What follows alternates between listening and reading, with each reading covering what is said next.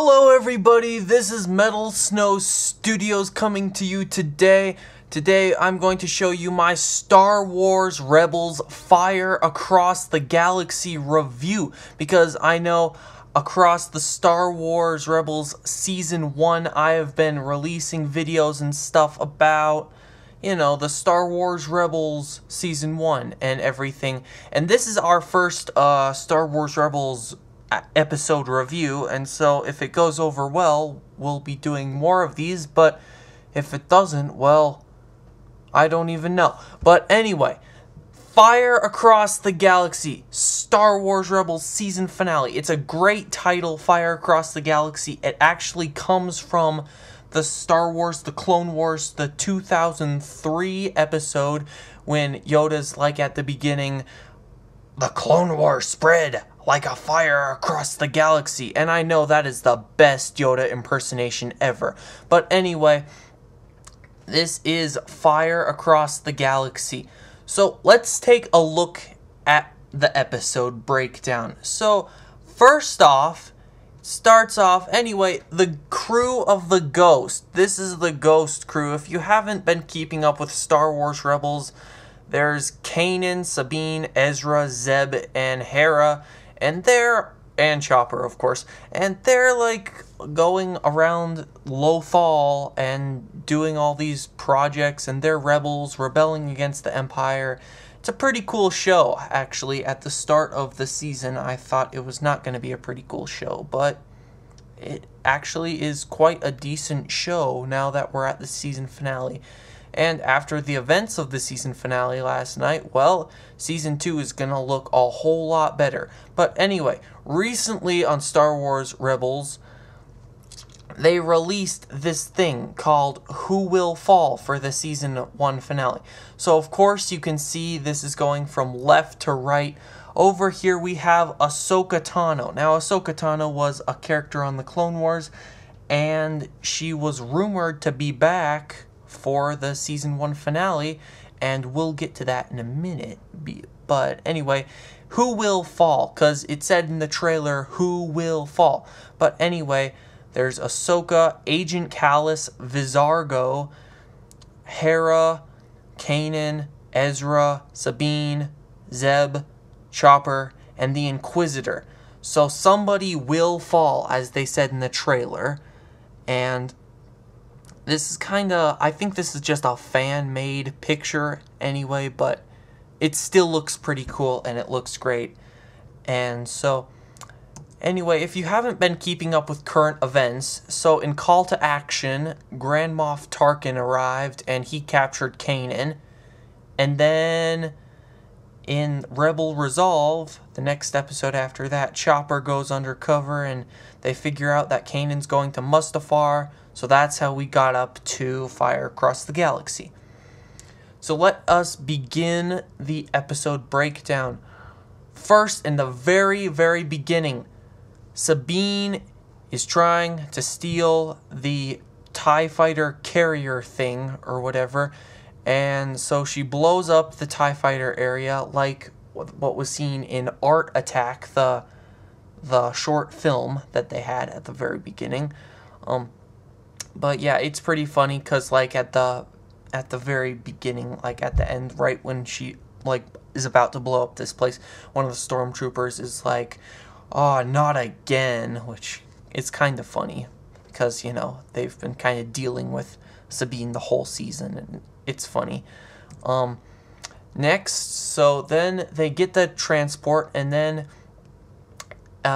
they need a TIE fighter, and since Sabine blew up all the TIE fighters, they have to use the one that they stole in Episode 3 of Star Wars Rebels, Fighter Flight, which is actually pretty funny because they said they destroyed it, and they didn't.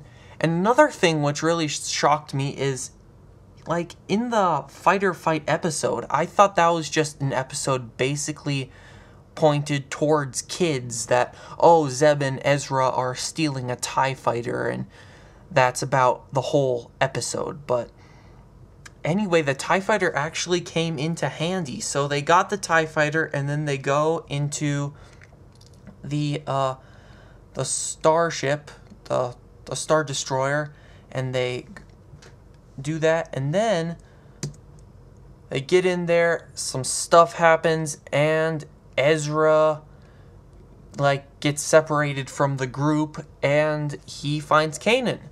And so then Kanan gets rescued, and then they're about to get out, and then the Inquisitor comes over, and then there's this huge epic lightsaber fight between Kanan and the Inquisitor and Ezra, and it's a pretty cool lightsaber fight. So during all this time, Zeb, Hera, and Sabine are just walking around, and they're trying to get out, and they hope Ezra got that. But so we're not going to really focus on them, because that's kind of one of the parts of the episode that was kind of boring, in my opinion. This is all my opinion. If you guys have different opinions, post them below in the comment section. But I think it was kind of boring for them to just be running around the Star Destroyer and stuff. But it was still pretty cool, because Sabine blew up some stormtroopers, and it was pretty cool. But during all this, Chopper is back in the transport, and he talks to Fulcrum, which, if you haven't seen already my Who is Fulcrum video, or the Star Wars Rebels Fulcrum confirmed video, or revealed. Anyway, Chopper gets to talk to Fulcrum, and so that's going to come in handy later when I talk about the end of the episode. But so far, let's go back to the battle between Inquisitor and Kanan and Ezra. So Inquisitor, he chucks his lightsaber at Ezra, and it hits him in the face, and Ezra falls, which is unfortunate, but Ezra's not dead. He just gets a little scratch on his cheek, and it's actually kind of cool, because the Inquisitor, he threw this lightsaber, and I'm kind of relieved that Ezra's out of the fight, because, he hasn't really had that much training yet this season with a lightsaber, so he's not fully, skilled in the ways of the Jedi, so I was kind of relieved that Ezra's not dead, and that he's not going to die, because if he stayed in the fight, Inquisitor would have killed him. But anyway, let's continue. So Kanan then picks up Ezra's lightsaber, or actually Kanan was using Ezra's lightsaber, so he picked up his own lightsaber, and then he has two lightsabers, and he's like, "Oh yeah, I have nothing left to fear." And then Inquisitor's like, "Oh yeah," and then there's this huge battle, and then right after that, they get, and Kanan actually, uses, he's like, "There's something even more powerful than the Force." And then he cuts the Inquisitor's lightsaber in half, which is completely awesome. I really like the Inquisitor's lightsaber, though, because it was like a spinning double lightsaber, and I hope they incorporate that into more Star Wars, because it was a pretty cool lightsaber.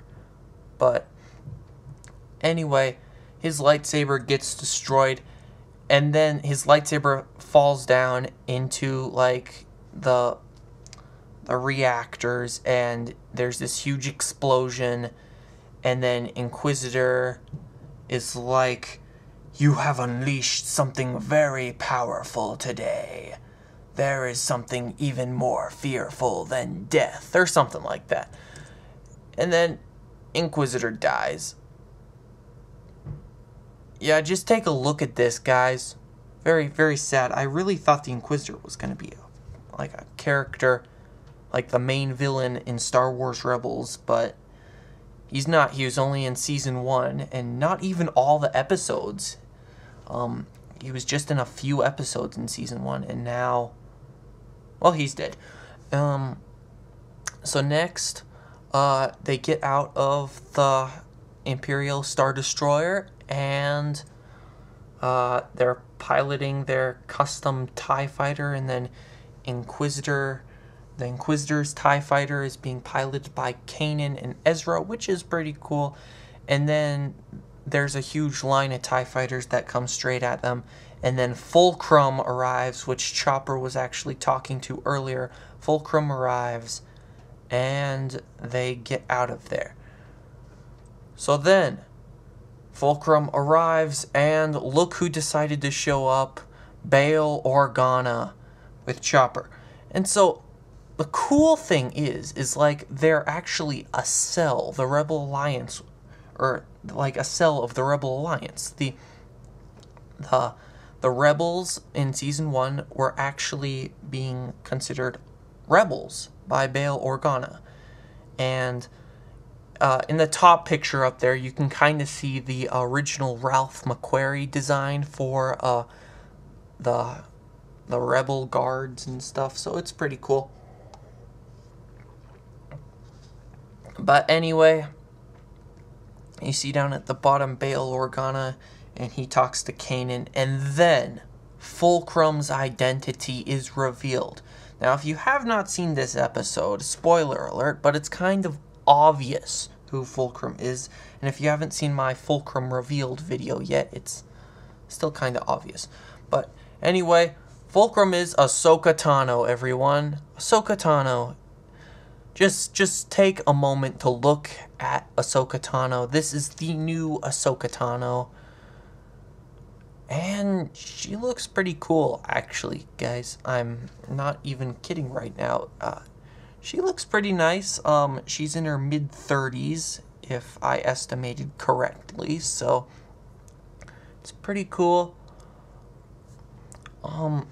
They did reveal in the Rebels Recon that Ahsoka has white lightsabers, which is pretty cool because she like kind of constructed her own white lightsabers, and then that kind of symbolizes her neutrality, even though she's working for the Rebel Alliance. But you know, she can always back out of the Rebel Alliance if it gets too big, because you know, she did back out of the Jedi. But what I'm really happy about is Ahsoka's back, and she was a fan favorite from the Clone Wars, and then I'm surprised that Tasibo wasn't there, actually, to tell you the truth, because, you know, he's like on Fulcrum's ship, he's on Ahsoka's ship, and I know Tasibo will probably be seen in Season 2 of Rebels, but I'm surprised that he wasn't there, because, you know, it would have been cool if he was like, Ezra Bridger, I have some news for you. Since this is the season finale,